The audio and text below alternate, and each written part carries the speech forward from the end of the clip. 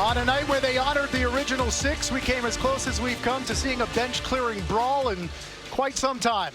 The headline is the Rangers lose this game 2-1 to the Detroit Red Wings, but so much happened and so much to talk about. Welcome to the Mercedes-Benz Rangers postgame show. John Giannone from my spot between the benches in our studio, Henrik Lundqvist and Steve Valiquette. And guys, I would believe the discussion begins, ends, and is encompassed by what Jonathan Quick did tonight. 40 saves in goal, and he gave up the goal with 3:47 left in the game to Raymond to lose the game. But boy, oh boy, what a night, Hank, for a guy who is turning 40 in about 2.5 months. Yeah, we talked about his energy, his fire that he's playing with. So kind of fitting that the game ends the way it ends. He comes out flying and looking for punches. But yeah, that was a great performance by Quickie. He kept them in the game. I felt like Detroit was the better team throughout 60 minutes. They created a lot of big opportunities, half breakaways, slot chances, rebounds.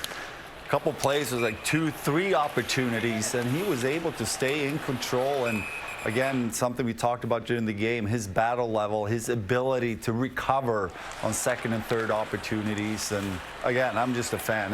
As a goaltender, it's fun to watch. Entertaining. And you know, like, John, one of the things that Henrik and I were talking about was what it feels like as you age the morning after you play.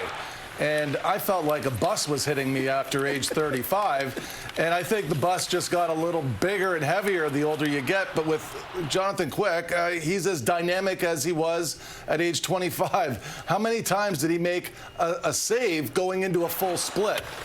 You know, this is as good as it gets, and he's having a lot of fun. Make no mistake about it.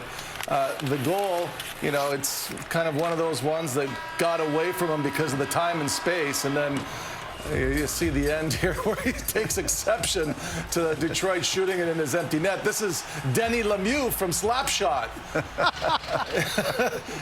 He's going after them, but you know, it was good that he showed some emotion, and that didn't change for the full 60 minutes that he played right to the end of the game and through the buzzer. Henrik, I've seen you after games, Henrik, and I wonder how many times on a night where you held your team in by standing on your head, did you want to do something like that? Did you have to stop at the last moment from not doing something like that?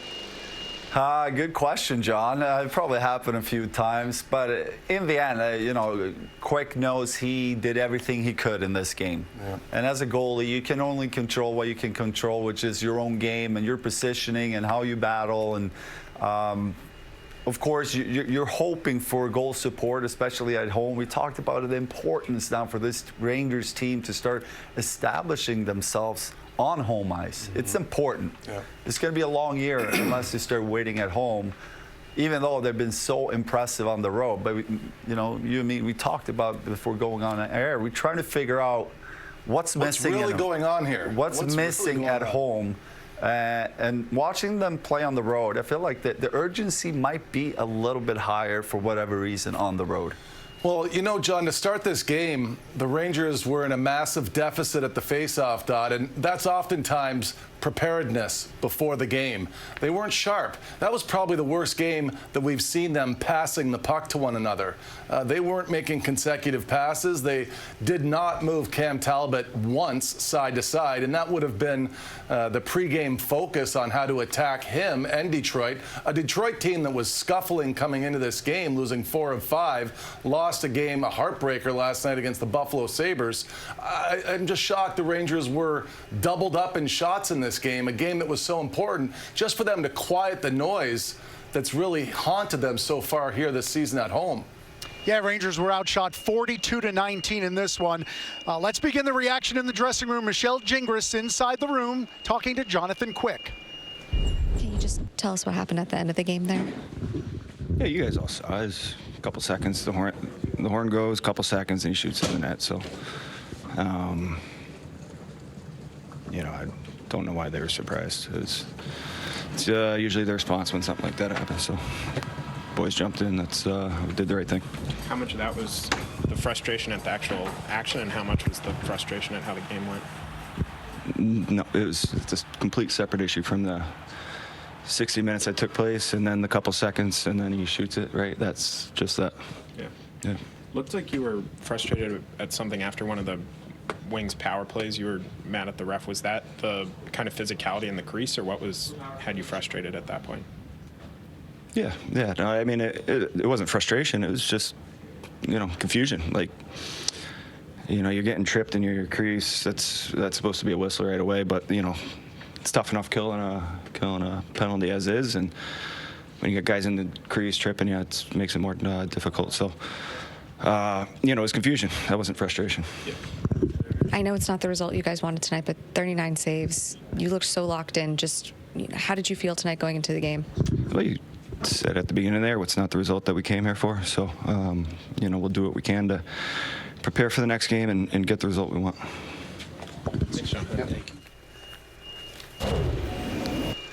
Guys, your thoughts on Jonathan Quick's comments post-game? What did you call it? Old school? Old school. Yeah. He's old school. He didn't like the fact that Detroit shot it in the net after 2 seconds went by and the game had ended. He's old school. He takes exception to that, and he wanted them to answer the bell there. And I see his position there. Henrik, you asked him. I could answer for him. He used to just take it out on the lockers, John. You remember that trip to Minnesota and Colorado when he did like $30,000 worth of damage in the locker room?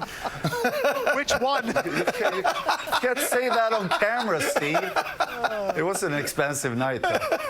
The statute of limitations is off on that one. Guys, what do you think happened 42-19 shots against tonight? Why was Detroit able to take so much away from It's hard for us to explain why they're so tight at home. Well, they got to a lot of loose pucks. Again, the Rangers had a lot of one-and-dones, but the Red Wings, they were able to get to those second and third opportunities. So, again, the urgency around the net helped them create more chances. Yeah. And I thought that was the big difference. When they had their opportunities, there was usually 2 or 3 opportunities right away.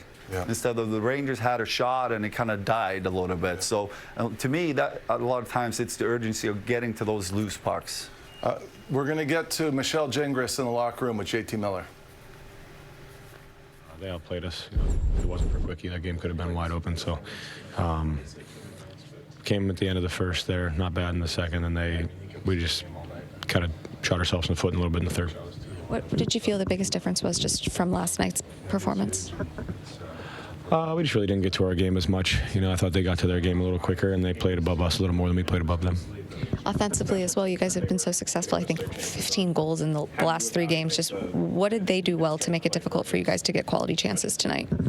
Like I said, they played above us. Hard to get inside. The looks we got were low to high to the point, and they did a good job of defending the looks that we did get, but they outchanced us probably heavily today, and Quickie played unreal. Just a little bit more on Jonathan Quick, just what he means to you guys, and tonight 39 saves, I think, for him. Yeah, such a leader for us, such a presence in the locker room. Learn a lot from him on a daily basis, just being around. One of the best to do it, especially for the Americans, and he every single game gives us a chance to win, and seems to make really big and timely saves, and you can see the heart that he showed at the end of the game tonight also. So he's just a big part of our group.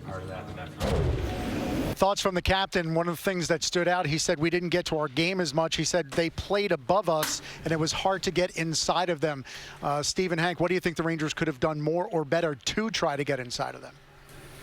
Well, I think kind of like the goal, more shots from up high, because as much as we talked about it also on the power play, don't get stubborn.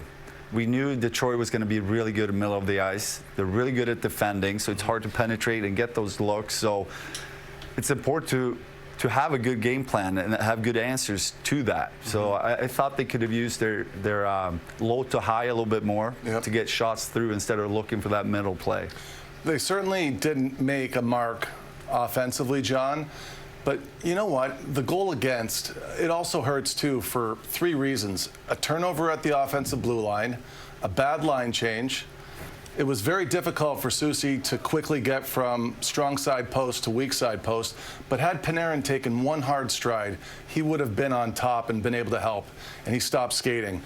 That hurts, and that hurts the look of this game too.